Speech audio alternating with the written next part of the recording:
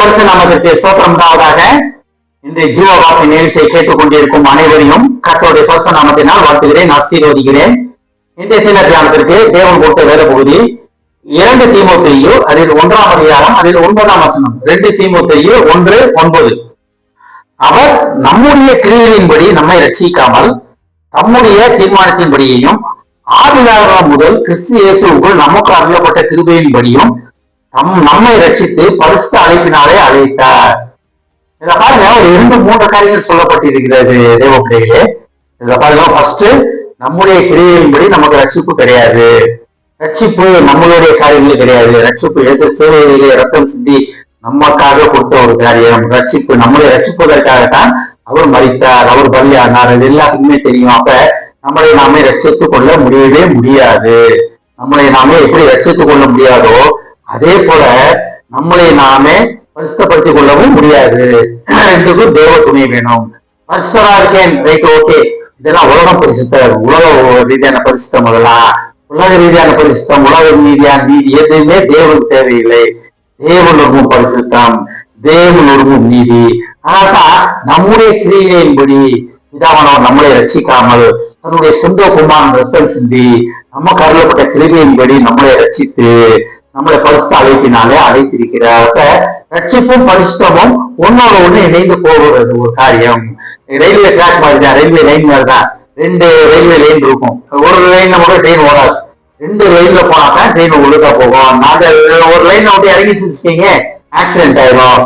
இதே போலதான் நமது வாழ்க்கையும் பரிசுத்தமும் ரட்சிப்பும் பக்கத்திலேயே இணைந்து செல்ல வேண்டிய ஒரு காரியம். அதை நம்ம புரிந்து கொள்ள வேண்டும். ஆனால் தான் பாருங்க, கிறிஸ்து இயேசுவுக்குள் நமக்கு அருளப்பட்ட கிருபையின் நிமித்தம், மிகப்பெரிய கிருபை, நமக்காக ரத்தம் சிந்தி சிலுவையிலே சாத்தானை வென்று நமக்காக கிருபை, அந்த என்ன கிருபை நமக்கு கொடுக்கப்பட்டது? ரட்சிப்பின் கிருபை, பரிசுத்தம் என்னும் கிருபை. அதை பெற்றுக்கொள்வதற்காக கர்த்தர் நம்மளை அழைக்கிறார். நம்ம எந்த இடத்துல எப்படி இருந்தா பரவாயில்ல, அதை நம்ம எப்படி பெற்றுக்கொள்வது? முழு வேதம் நமக்கு சொல்லிக் கொடுக்கிறது. வேதத்தை இணை பிரியாமல் இருக்க வேண்டும், வேதத்தை தியானிக்க வேண்டும், வசனங்களை தியானிக்க வேண்டும். கர்த்தர் எனக்காக யாவும் செய்து முடிப்பார். சந்தோஷம் எல்லாத்துக்குமே தெரியும். அதை உண்மையிலே விசுவாசிக்கிறோமா? இல்ல ஆலயத்துக்கு போகும்போது வரும்போது அதை உண்மையிலே விசுவாசிக்கிறோமா? இல்ல அதை வந்து ஒரு சடங்கு மாதிரி செய்கிறோமா? நிறைய நேரங்கள் நம்ம அப்படிதான் பண்றோம். ஞாயிற்றுக்கிழமையாச்சு ஆலயத்துக்கு போகணும், காலை ஆயிடுச்சு, எங்களுக்கு ஜெபம் பண்ணணும், பைபிள் படிக்கணும், அப்புறம் அவ்வளவுதான். அதுக்கப்புறம் அதை பற்றி நினைக்கிறதே விட்டுருவோம். நம்ம கிடையாது. இடைவிடாமல் அவரை தொழுது கொள்வதற்காக, இடைவிடாமல் அவரை நோக்கி பார்ப்பதற்காக கர்த்தர் நம்மை அழைக்கிறார்.